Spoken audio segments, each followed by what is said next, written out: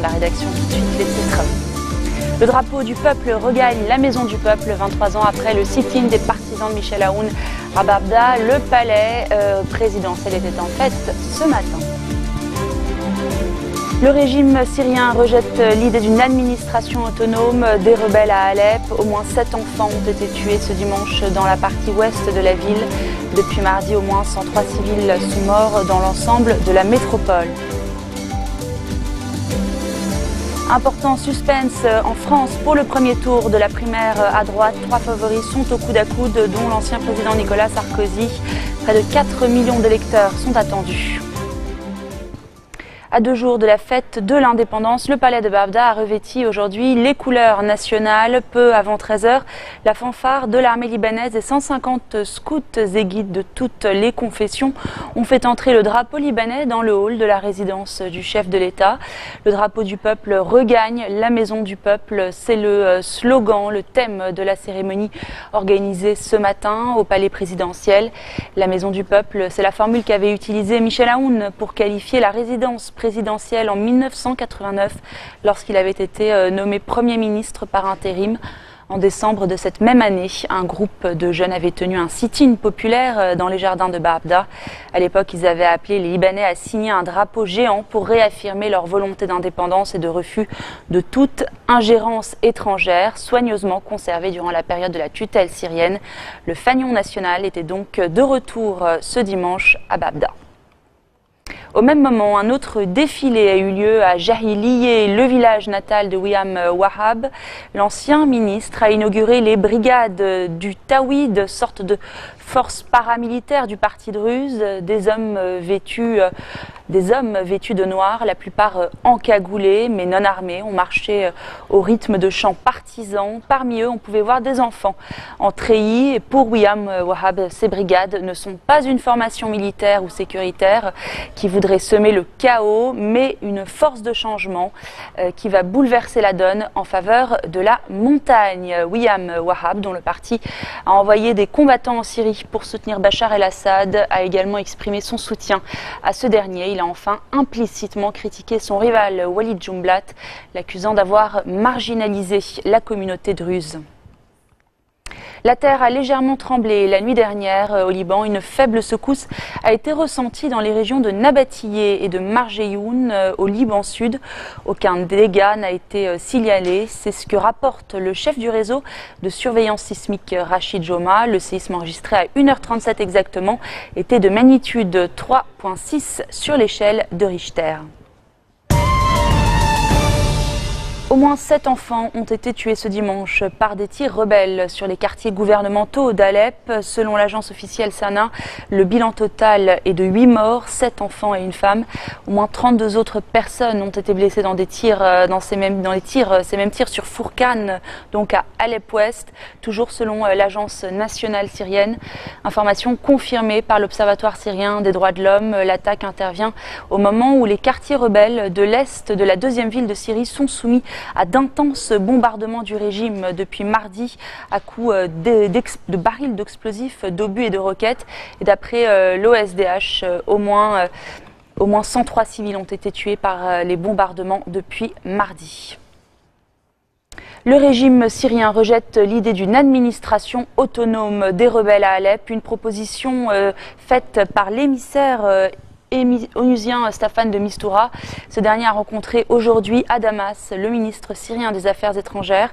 Pour Walid Muallem, la proposition de l'ONU vise à récompenser, je cite, les terroristes. Dans un entretien publié en début de semaine par le quotidien britannique The Guardian, Monsieur de Mistura avait suggéré que le gouvernement syrien reconnaisse l'administration établie de facto par les insurgés dans les quartiers de l'est de la deuxième ville du pays, qui échappe au régime depuis 2012. En contrepartie, les centaines de djihadistes du groupe Fatah el-Sham devaient quitter ce secteur où plus de 250 000 civils vivent assiégés depuis 4 mois et sont soumis à d'intenses bombardements du régime. On passe à ces pourparlers cruciaux pour la réunification de Chypre. Les discussions ont repris en Suisse sous l'égide de l'ONU. Objectif, mettre un terme à 42 ans de division de l'île. Le président chypriote Nikos Anastasiades et le leader chypriote turc Mustafa Akinci négocient depuis mai 2015. Ils se sont retrouvés dans un grand hôtel de la ville de Montpellerin au bord du lac Léman, dans ce même lieu où ils avaient déjà discuté il y a 10 jours. Et lors de cette nouvelle session de 2 jours, la question sensible des arrangements territoriaux sera à nouveau au cœur des pourparlers. On se retrouve dans quelques instants, restez des nôtres.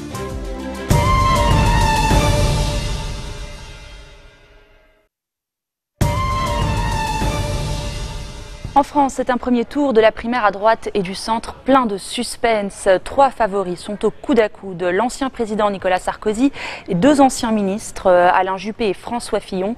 C'est un vote de grande ampleur, plus de 10 000 bureaux ouverts, 81 bénévoles pour les tenir et entre 1 et 4 millions d'électeurs attendus à l'issue du vote qui oppose 7 candidats au total. 2 d'entre eux seront qualifiés pour le 2e tour dimanche prochain.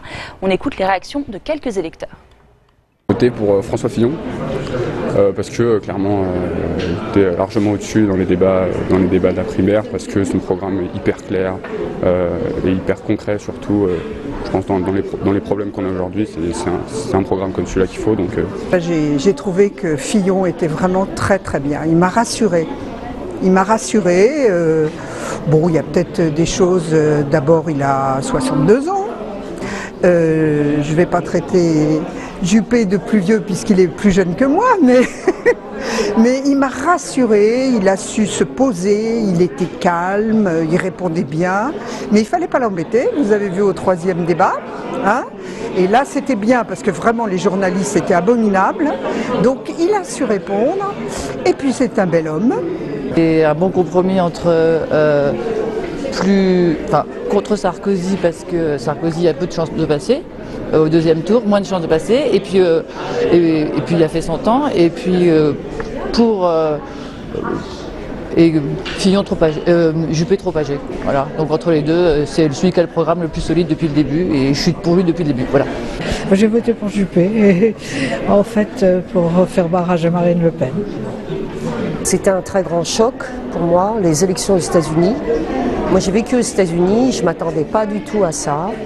Je respecte le vote démocratique des Américains, mais c'est ce qui m'a poussé à venir voter aujourd'hui, parce que je trouve que c'est très grave ce qui se passe, il y a beaucoup d'incertitudes et moi je veux que dans mon pays les valeurs démocratiques soient respectées. Voilà, et en Allemagne, Angela Merkel est en route pour briguer un nouveau mandat à la tête du pays. La chancelière allemande devrait annoncer ce soir sa candidature pour un 4e mandat. En poste depuis 11 ans, elle détient déjà le record de longévité au pouvoir dans les pays occidentaux. Elle a été couronnée à plusieurs reprises ces dernières années, personnalité de l'année ou femme la plus puissante de la planète. On vote aussi à Haïti. Les Haïtiens sont de nouveau appelés aux urnes ce dimanche pour élire leur président. Il y a un an, le dernier scrutin avait été annulé pour cause de fraude. Julien Cheida. Les casques bleus de l'ONU ne sont jamais très loin. En tout, 1400 policiers venus épauler les forces de l'ordre du pays. Ce dimanche, les Haïtiens élisent députés et sénateurs. Mais surtout, ils élisent leur président. La 2e tentative en un an. L'année dernière, l'élection présidentielle avait été annulée sur fond de fraude massive. Les violences et les pillages avaient ensuite plongé le pays dans la crise. En ce dimanche 20 novembre, 27 candidats se présentent. Parmi eux, 2 favoris. Jovenel Moïse, adoubé par l'ancien président Martelly. Ce novice en politique avait remporté l'élection de 2015, finalement annulée. Aujourd'hui, il croit toujours en ses chances. Dès ma prise de fonction, je me mettrai au travail avec tous les acteurs sociaux et économiques du pays pour que tous les Haïtiens aient un travail. Face à lui, Jude Célestin, arrivé 2e en 2015 d'un scrutin qu'il qualifiait de farce ridicule. Face au risque de fraude, il se dit néanmoins confiant. D'accord pour l'élection en fait. On soutient ces élections. Nous allons être patients, mais nous serons très attentifs quant au déroulé du scrutin. L'élection va le passer. L'élection aurait dû se dérouler le mois dernier, mais le passage de l'ouragan Matthew a forcé les autorités à la reporter. La catastrophe avait fait au moins 1000 morts et des dizaines de milliers de sinistrés. Aux États-Unis, le président nouvellement élu mène des consultations tous azimuts, quitte à recevoir ses ex-adversaires. Donald Trump a ainsi rencontré Mitt Romney, candidat à la Maison-Blanche en 2012. Ludovic Defoucault. Donald Trump reçoit à domicile. C'est au Trump National Golf Club de Bedminster dans le New Jersey que le président et le vice-président élus ont accueilli Mitt Romney, pressenti pour le poste de secrétaire d'État dans le futur gouvernement américain. L'entretien va durer 1h30 et à peine se finit-il que sur le pas de la porte, Donald Trump crie aux journalistes qui lui demandent comment la discussion s'est passée. Super. Mitt Romney, lui, se fend d'une déclaration de 30 secondes chrono. Nous avons eu une conversation approfondie à propos des différents théâtres dans le monde où les intérêts américains sont significatifs. J'ai vraiment hâte de voir le nouveau gouvernement et les choses qu'il va faire. Mitt Romney ne répondra pas aux questions qui fusent alors. Pense-t-il toujours que Donald Trump est un escroc? C'est le mot qu'il avait utilisé en mars dernier pour tenter de convaincre les électeurs républicains de ne pas voter pour le milliardaire. S'est-il excusé? Nous n'en saurons rien. Pendant la campagne, Donald Trump avait répondu aux critiques de Mitt Romney à sa manière, en traitant le candidat malheureux à la présidentielle 2012 d'échec et d'homme qui ne supporte pas la pression. Mais les adversaires d'hier pourraient donc travailler ensemble. Le magnat de l'immobilier doit dévoiler son équipe gouvernementale avant sa prise de fonction le 20 janvier prochain. Les relations entre les États-Unis et la Chine sont à un moment charnière. Déclaration à Lima du président chinois lors d'un forum de l'APEC.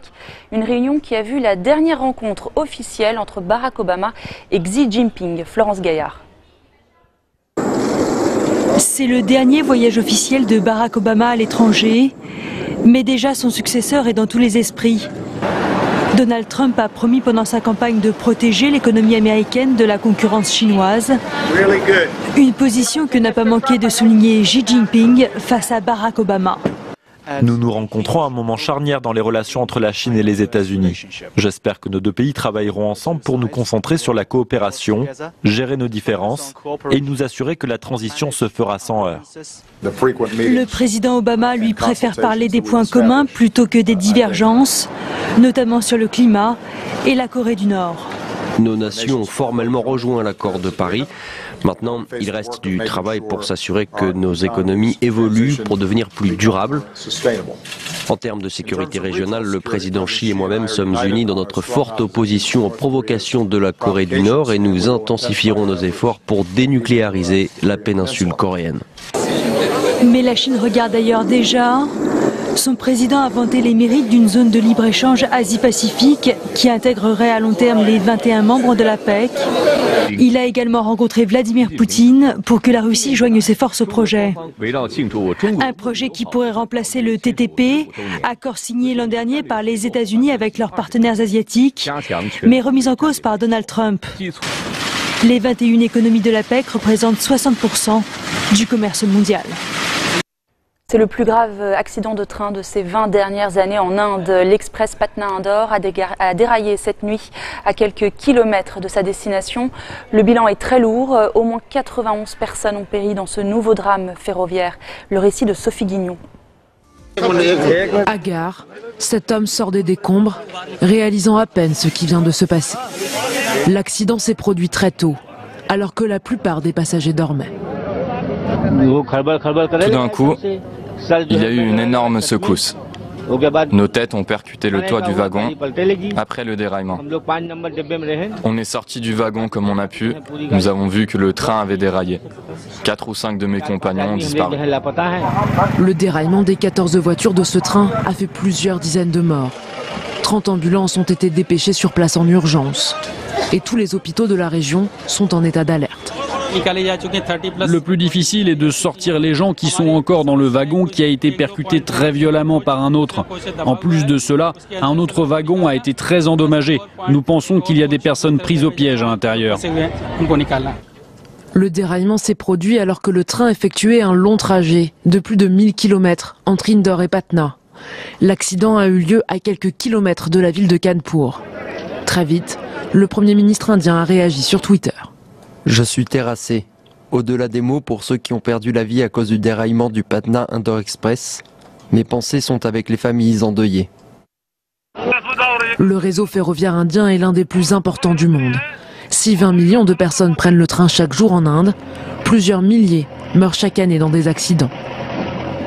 En Asie, 2 pêcheurs indonésiens ont été enlevés au large de la Malaisie, dans une zone où sévit l'organisation islamiste Abu Sayyaf, ce qui a conduit la Malaisie, l'Indonésie et les Philippines à renforcer leur coopération militaire. Les eaux qui séparent le sud des Philippines de l'est de la Malaisie connaissent depuis plusieurs années un regain d'activité de ce mouvement spécialisé dans les enlèvements crapuleux. Le dernier en date remonte au 11 novembre, quand 5 matelots d'un cargo vietnamien avaient été kidnappés. C'est la fin de cette édition. Voici le rappel des titres qui ont marqué l'actualité de cette journée. Le drapeau du peuple regagne la maison du peuple. 23 ans après le sit-in des partisans de Michel Aoun à Babda, le palais présidentiel était en fête ce matin. Le régime syrien rejette l'idée d'une administration autonome des rebelles à Alep. Au moins 7 enfants ont été tués ce dimanche dans la partie ouest de la ville. Depuis mardi, au moins 103 civils sont morts dans l'ensemble de la métropole. Important suspense en France pour le premier tour de la primaire à droite. 3 favoris sont au coude à coude, dont l'ancien président Nicolas Sarkozy. Près de 4 millions d'électeurs sont attendus. Merci de votre attention. Très bonne soirée.